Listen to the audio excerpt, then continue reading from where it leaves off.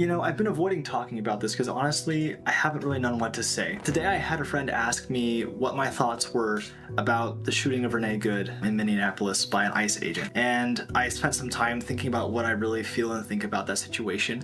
And I mean, the simple fact is it was a tragedy. I mean, no matter what side of the political aisle you're on, I hope you can recognize and admit that what happened was tragic. It's always sad when life is lost, especially when it seems like perhaps it wasn't necessary that life be lost. That being said, I think there's been a lot of confusion, a lot of hot words, a lot of strong opinions around this idea, and I want to just bring a couple of thoughts to mind as we think about what happened and deal with the ramifications of it. First of all, Miss Good, she was in a position that put her in danger. She was actively obstructing a federal process, and whether you agree with what she was trying to do or not, the fact is that she put herself in harm's way.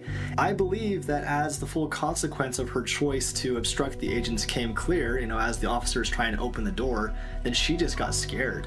And her flight instinct took off and she decided to try to get away. That's where I think she was trying to do a three-point turn to get away. I don't think it was her intention to hit the officer, but it was a reckless choice to be there in the first place, and she is at fault for putting herself in that situation. She got in her head and panicked. I could see myself reacting in a similar way if I thought I was about to be assaulted or arrested by people that I considered to be domestic terrorists, was essentially how she's seeing this officer at this time. So what about the officer? Here's a couple thoughts that I had. First of all, the officer was probably pretty irritated at Miss Good and the obstruction that she was doing to his job.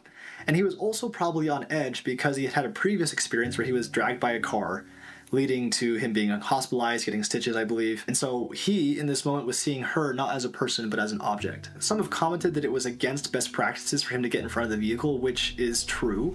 However, perhaps he thought that his presence there would help deter her from trying to escape. Now, when Miss Good's fear response kicked in, I think that she just totally neglected the fact there was an officer in front of her and tried to get away. Now, on the other side, the officer, who now sees a vehicle flying towards him, has his fight reflex kick in, and he shoots and unfortunately kills Miss Good. Now, he might have just as easily jumped out of the way, but his natural response was to fight, and that's just how it works sometimes with humanity. The result of that choice is both tragic and complicated. So, is the officer at fault? Legally, I don't think so. I mean, she was in the wrong, and he acted within his federal powers, even if he neglected some best practices. However, did he make a poor choice with horrible results? In my opinion, yes. So why am I even talking about this now? Aside from just sharing some simple thoughts, I just wanted to call out to everyone who sees this, and there may not be very many of you, but whoever does, that people are people, and humanity is a part of everything that we experience. So before we jump to judgments or say this or that thing, let's take a moment and ask ourselves, am I seeing this individual who I'm opposed to as a person or as an object?